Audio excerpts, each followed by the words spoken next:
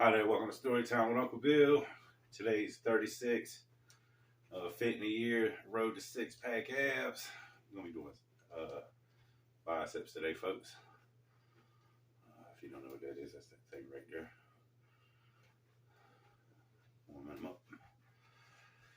Remember, before you work out, soldier your resistance and make sure that you can. You've ate about an hour beforehand, hydrated. Did a little warm up, walked around, loosened up your muscles, maybe stretched afterwards. Got a pretty personal story today. I guess they're all personal because they're mine. It deals with an addiction that stopped very, very early before it ever got started. And it deals with guns. I grew up in Jacksonville, North Carolina. It's a military town.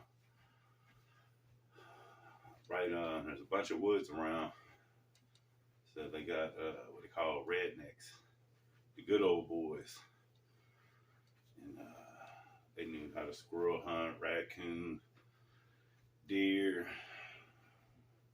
They had all the guns. Then you had the hood boys, and they had all the really cool guns. And I knew both of them, hung out with both of them, and got to shoot their guns. So I never had to actually own a gun. I've never actually owned a gun. I've never had a gun per se that I had to clean, load, unload, nothing. Every gun I've ever shot was handed to me, fully loaded, ready to me to empty the clip. Didn't have to do anything, didn't have to pay anything. And we talking a lot of guns. From about the age of 8. And I was good with them. I mean, real good. Because it was about competition. And I knew the rules. But the first gun I got, I was 9 years old. And my Aunt Kimmy bought me one of them old Daisy 1 pumps. After so far, the BB had an arc on it. And to be honest, look, for about the last 5 years prior to this, I used to stand out. I used to crack the door on the front door just a little bit and shoot targets as far, 200 feet, where I had to aim about 4 foot overhead to see if I could hit them. Mailboxes. Let's start off wire grip. Remember, when you're working out, you want to do the exercise that you can do the heaviest weight with first and get your max potential out the way. When you're coming up, you're breathing in, coming out, breathing down.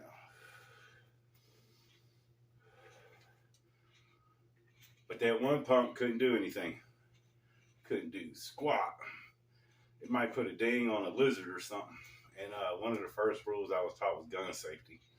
You never pointed at nobody.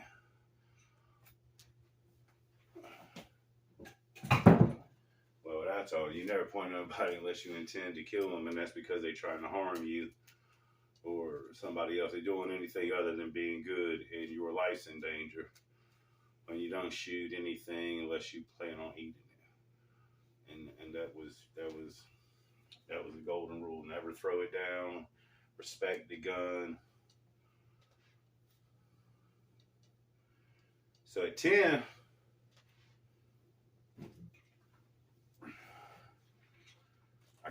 I got the 10 pump that had, you could put pellets in it. Oh boy. And my stepdad and my uncle, my brother's dad, and my uncle Frank really shot me. My Aunt Kimmy bought me that gun.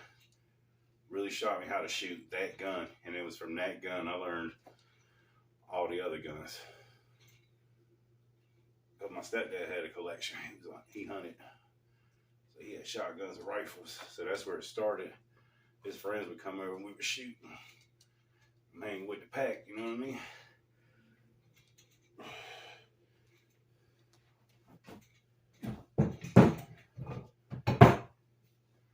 Well, Well, then come to find out, I mean, I had a lot of friends everywhere.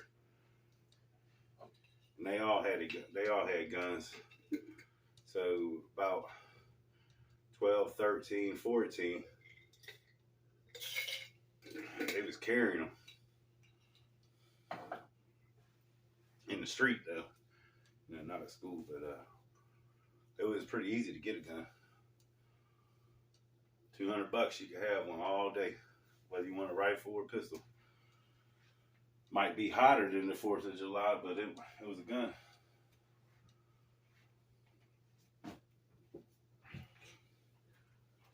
Change the grip going in there.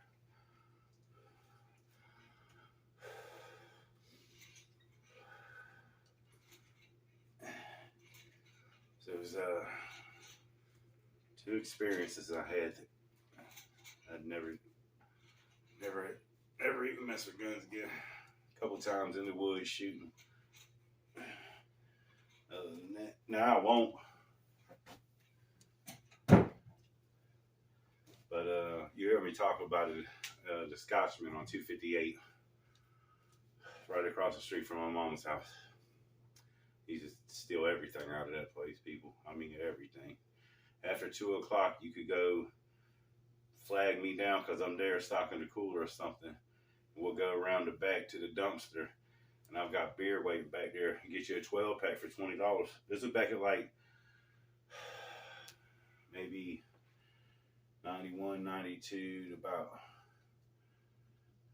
for a few years. It was a few years.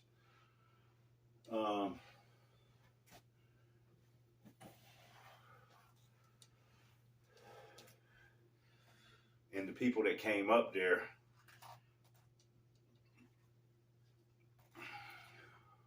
I mean, you think about it. It's a convenience store, a 24-hour convenience store. The only one open for miles, and you need something. And the club's getting out at 2 o'clock, and you can't go nowhere and buy no beer. You can't go nowhere and buy no beer. But if you know who I am, you can. You know what I mean? I know some shady characters. And all the drug dealers. I know all the drug dealers. And all the drug dealers, they got the fancy guns. They got the Max and the Techs and the AKs and the SKs and the...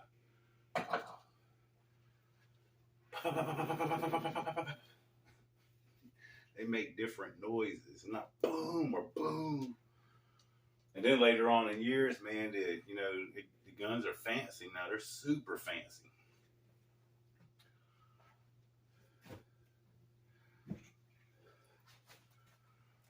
So we was up at this Scotchman, and there was this new girl. Man, she was pretty. Her name was Vicky. I was 13 or 14. So me and my buddies are up there robbing her blind. About 4 or 5 of us. And I'm with an older crowd. These guys are a little bit older than I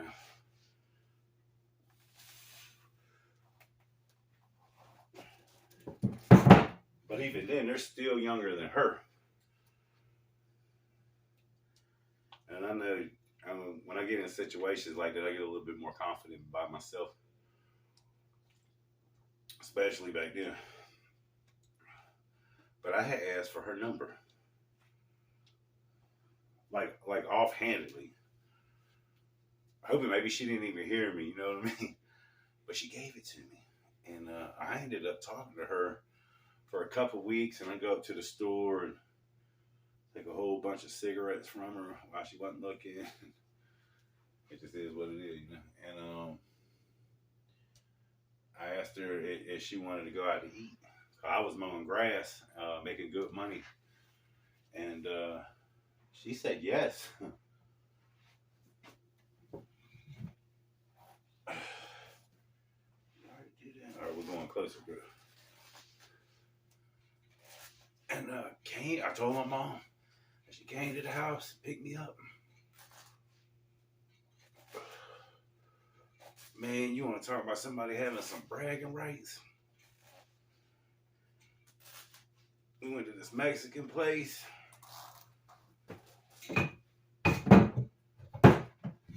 Had a good time, and she puked. nasty. At the end of that, she took me home, apologized.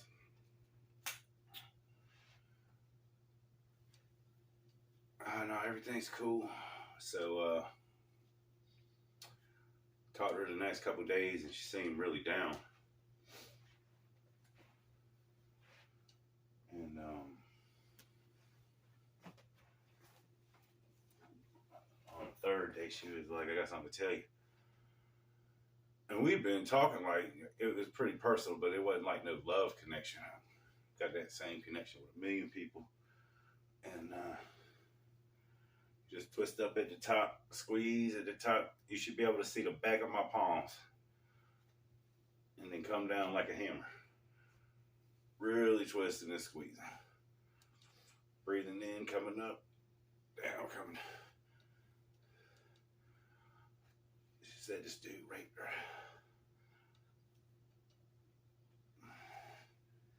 She was having a hard time living with herself.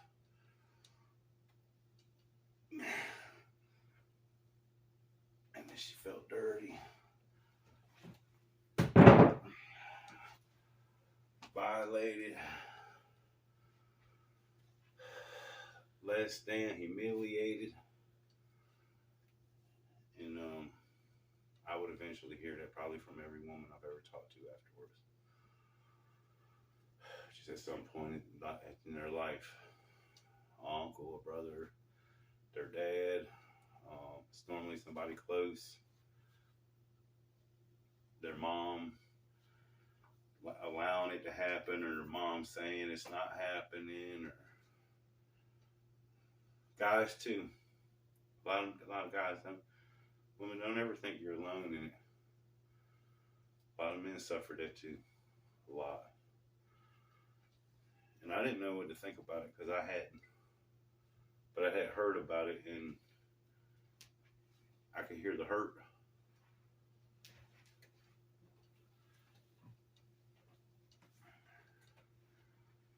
So I asked her if she wanted me to gather up some boys like we do for the high school and the Marines, and go over there and have a little welcome party. Beat the damn shit out of them.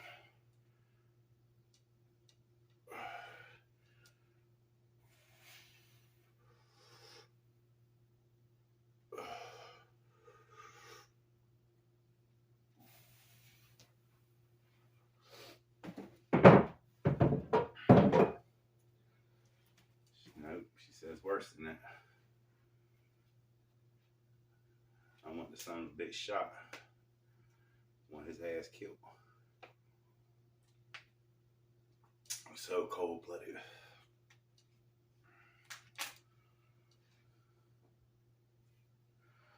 So we can arrange for that too.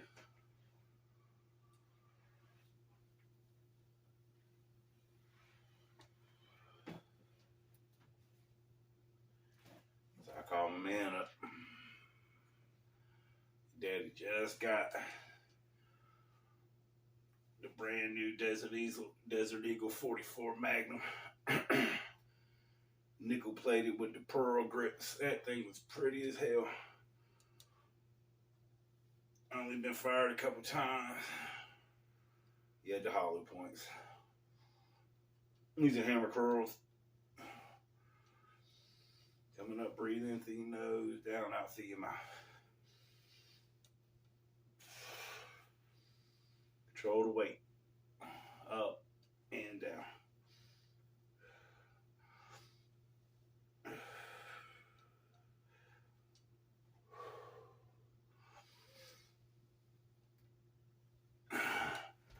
So let me get it.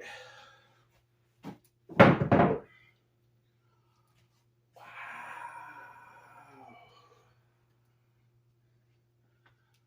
And I had it for, I couldn't get a hold of her the next day. I had the gun for 2 days. And he would call me about every 4 hours. Man, you did it. Can I get the gun back? Did you do it? Can I get the gun back? Just stupid, man. Not thinking about nothing about going to jail forever, ruining my life.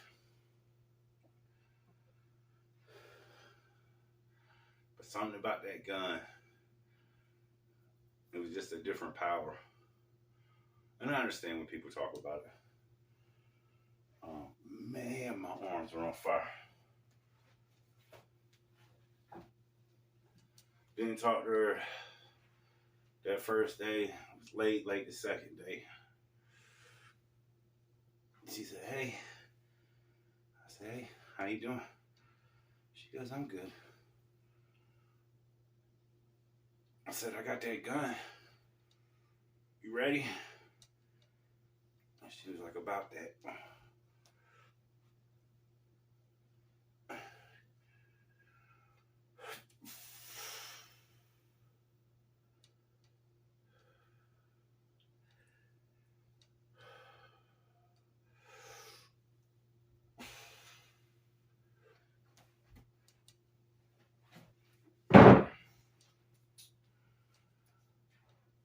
He really didn't rape me. I had went over to his house and we were talking and things just got further than I wanted them to go. But did he actually do anything to sexually assault me? No.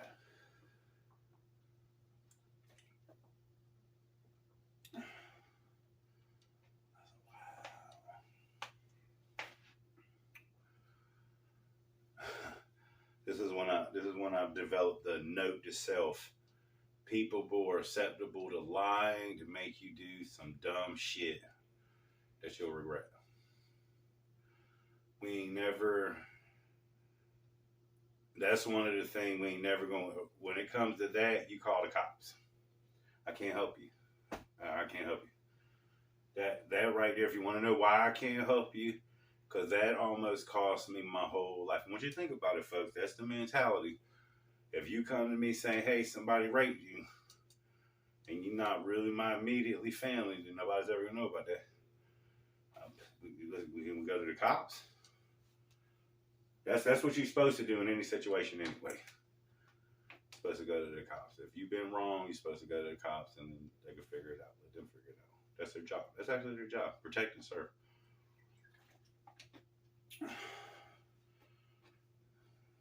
But that's still not enough to keep me from not playing with guns.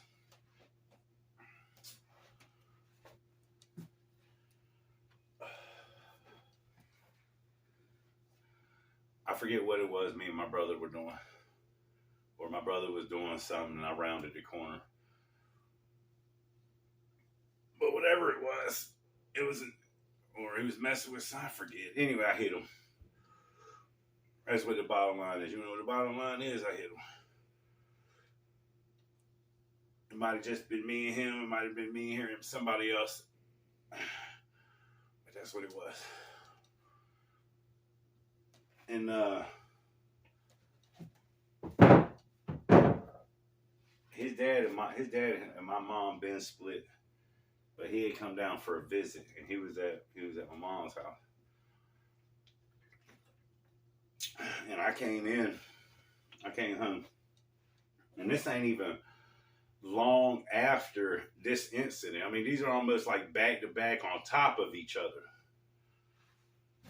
I came in the house and there was some food. I can't remember what the food is. I know it was on the stove and I grabbed something. But I had food in my hand and I was eating. And he came in the kitchen and I'm not thinking nothing. I'm not thinking anything, folks. He came in the kitchen. He's like, yeah, did you hit your brother today? And I was like, probably. And he smacked the fucking food out of my hand.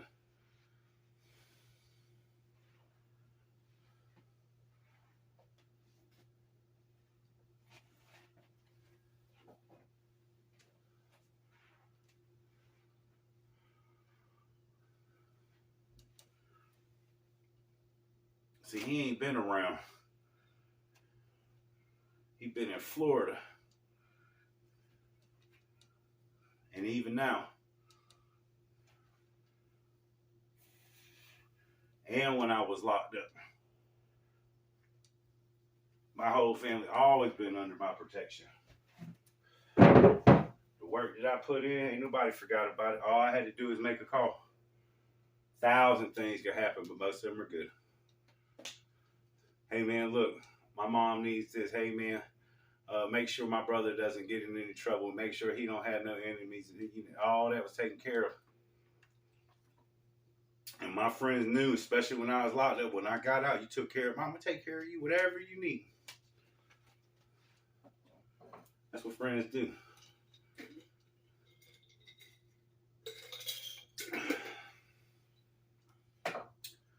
But this smacking shit out of my hand, nah. Oh no. And he like there wasn't no, I wasn't gonna bow up to him, but he jumped up like, yeah, do something, mother. You know what I mean? Like you're a tough guy to a 14-year-old.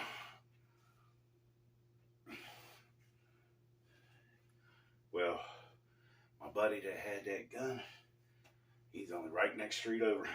Matter of fact, it was 3 streets. They were all through the woods. And one knock on the door.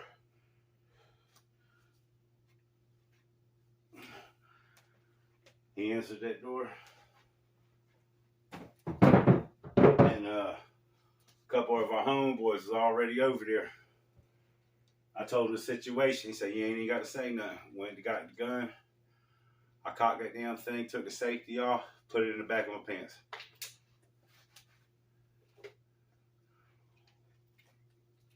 Each one of them got a gun on. It's a short walk, very short walk. It's about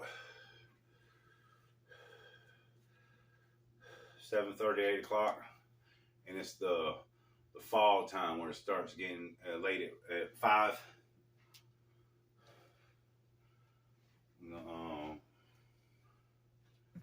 Do some 21.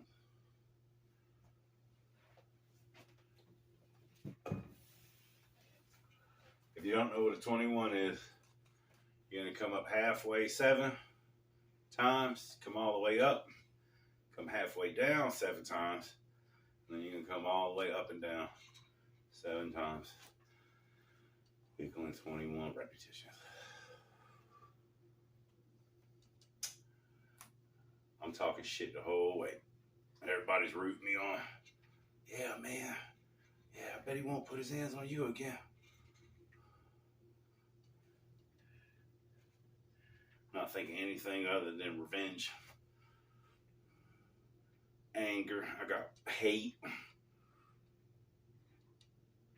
About 3 years prior, when him and my mom first split, my mom moved out. And I went over to my buddy's house after school. I walked all the way to Hindstown Road to Ryan Singleton's house, all the way to the damn back of that place. Oh, God, my arm's on fire. And get there, and he's all hanky-panky with Jeanette and won't let me in. I'm trying to beat down the door.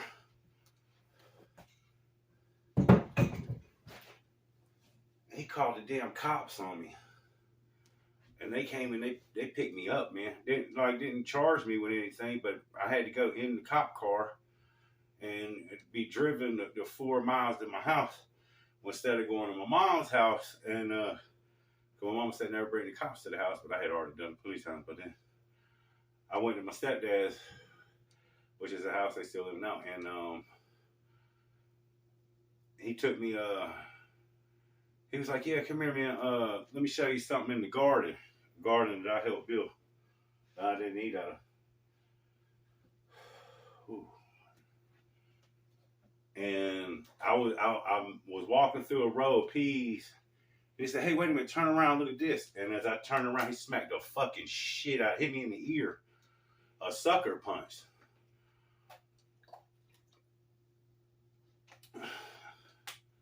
I mean, just as I was turning around, bang! I ain't never really heard that ring again. Because if you ever got that close, boy, I beat the...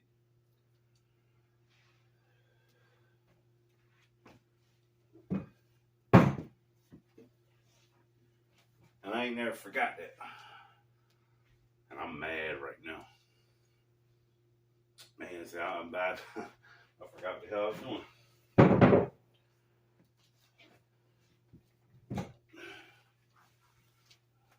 coming down on, listen, the cul-de-sac. It's got an angle on it. Slope. Coming down the slope. I can see the house.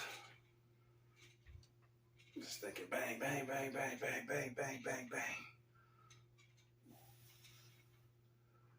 Just that keeps just going in my head over and over and over and over and over again. And I'm talking shit, amping myself up, and the guy's like, yeah, yeah, yeah,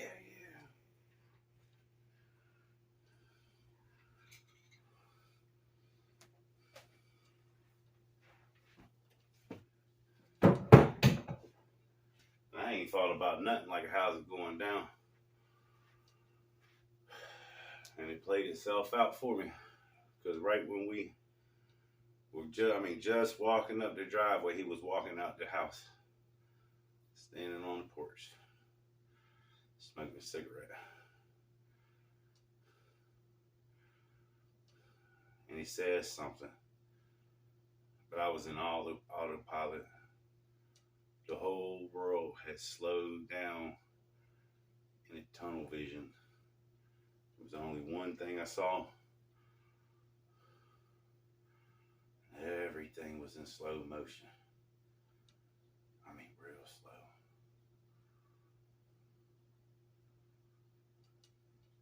I heard go. It's go time. It was coming inside of my head. I just walked up. And I mean, right. Probably maybe the gun snagged a little. I was coming up and pulling out, and at the same time the door opened.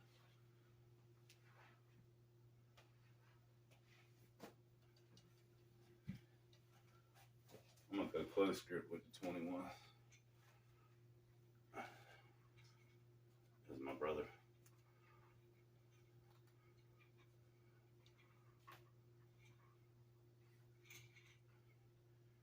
And in one instant, I only had one thought.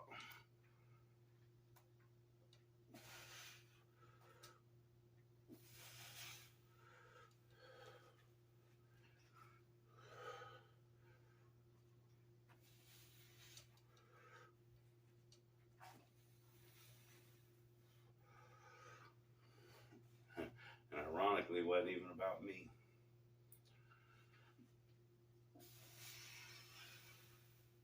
I never had a dad.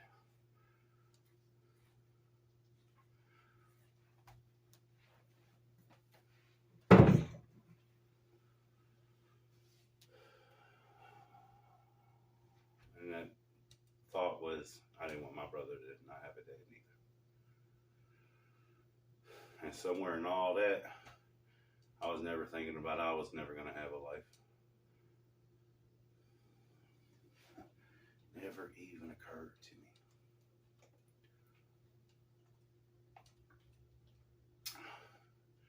But it did occur to me that if I took his, can you even forgive somebody? I know you can. I've seen a lot of people forgive. I've been locked up 5 years. I've seen a lot of forgiveness in that time. I mean, not just in there, but everywhere. You can watch forgiveness stories on YouTube all day.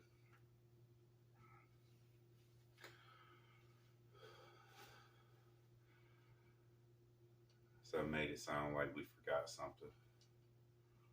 We had to go back. I knew he would be leaving.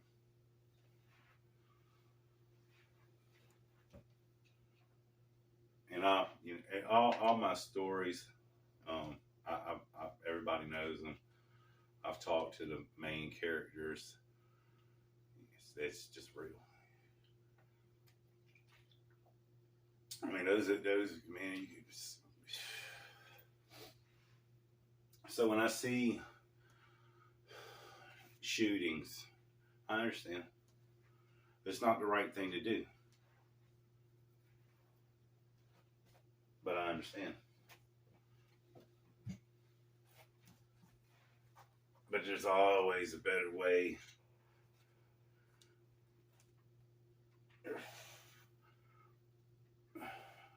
so believe in fighting it out.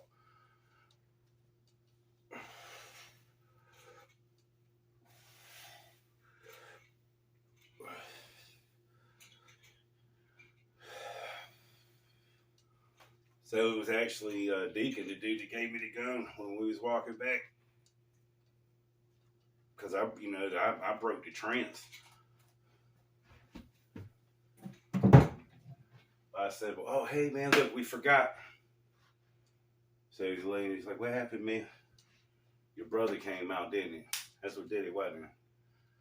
I said, yeah, I couldn't. He took the gun away from me. And Deacon's a good dude. He said, hey, look, check it out. Don't call me no more.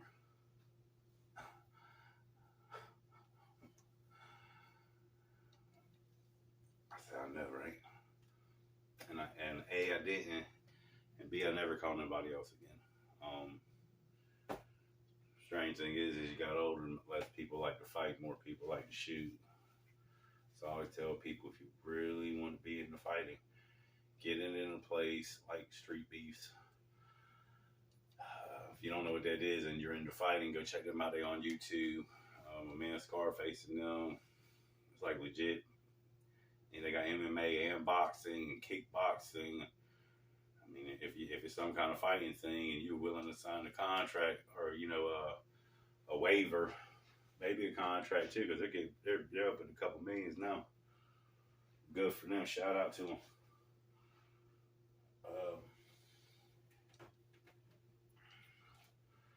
Again, let's just do some lightweight superset.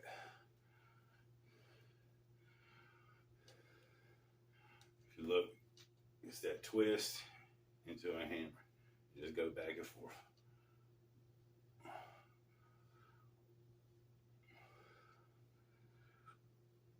And that was it for the guns.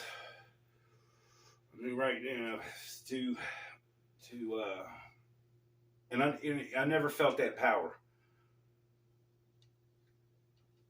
especially after you realize that they never gonna let you out. It's not worth it. Man, it wasn't worth it to begin with. It's not worth it now. It's not gonna be worth it anytime in the future. So you'll never see me with a gun, and I'm a convicted felon, and they say I get my rights, but I ain't worried about. I don't need a gun. I just don't. If I ever get to the point where I need a gun, probably the military issued to me because we under attack or something. You know what I mean?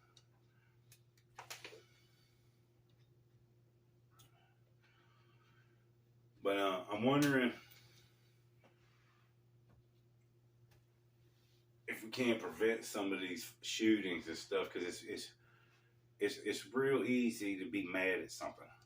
It's real easy. It's real easy to get caught up in our feelings and think, especially when you get a hold of a gun. If you're smaller and you're a kid and there's an adult, or you feel like you're being bullied, the revenge, the get back, the take away the humility and the hurt. I don't know what the answer is for that. I think about it all the time. Do you tell on the kid? Who do you punish? Because it always happens. There's as long as there's love, there's going to be hate. There's going to be the opposite. And all of it starts at home. All of it. You can fix all of it, but it's by talking. You know what I say often, all too much? The one word answers, non-conversational. I go over to my friends and family's house. Hey, how you doing? Good. What'd you do today at school? Nothing. What's your favorite color? Purple. Or just one word answers. I call lip service. You're not trying to engage in a conversation with me. You're trying to answer my questions real quick so I can get the hell out of your hair so you could go about your daily activities. Probably hiding something. You know what reality is, folks? I mean, if you got any kind of age on you and you watching this, you hid shit. Things that could have changed, made a difference. By communicating, you would get to see how somebody would respond, think, or if they were on your side or not. You know what I mean? Because the one experience where it was a bad one, we just started to say, hey, we ain't never going to do that shit again. We didn't get nowhere with it. You know, don't blame. If that's the truth, that's the truth. But anytime you break down communication, man, there could be a lot of failures and a lot of things you could have fixed. Preventive maintenance, staying on top of the game, being aware of the situation. I didn't know what was going on. Could ask. Normally when something different, something's wrong. Oh, I noticed this wasn't happening. Well, this started happening and this happened as a precursor.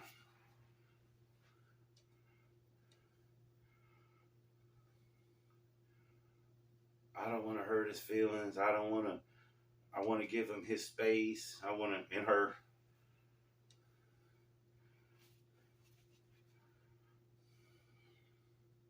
Got to be willing to lose him.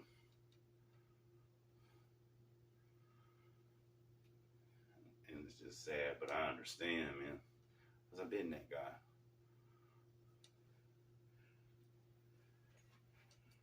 I mean, I know I got issues. I know I'm not perfect. I'm actually diagnosed with impulse control disorder. And we're going to be talking about that and other mental health issues, the many things I've been accused of being. You know what I mean? Like, man, can't I just be Bill? Billy? You got to call me everything but that?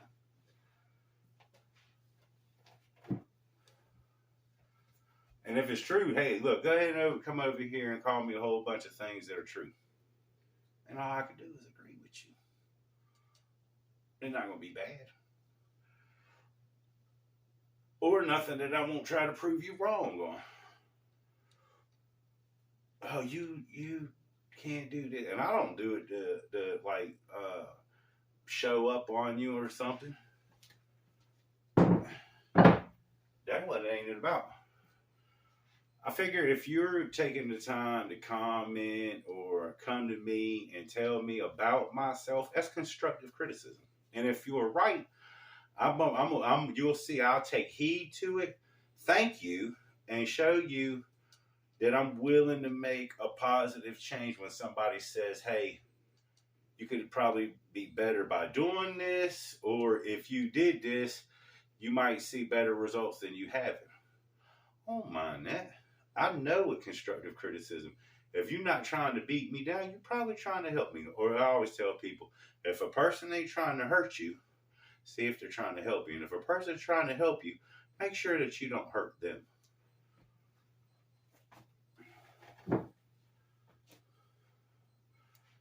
And it's sad that you even have to say that. Ain't that right, folks? Or is that just me? I think we're just doing the same exercise. I don't want to do forearms.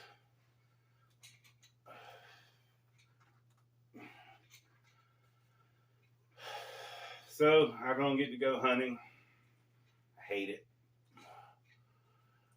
because I do like to hunt.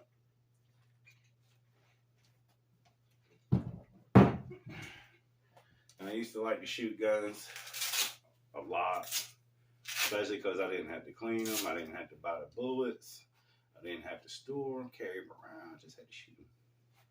Won a lot of money. That's what I was addicted to, the competition. Can you hit the target? You know what I mean? That's all it's about. There's a target that big. Can you hit it? I can. But and you know, I'm probably, because I got a great mom, and because my friends weren't more or less, you know, if they had tried to pump me out, oh man, you just talking shit, you wasn't never gonna do nothing, you the P word, you know what I mean? Things might have been different.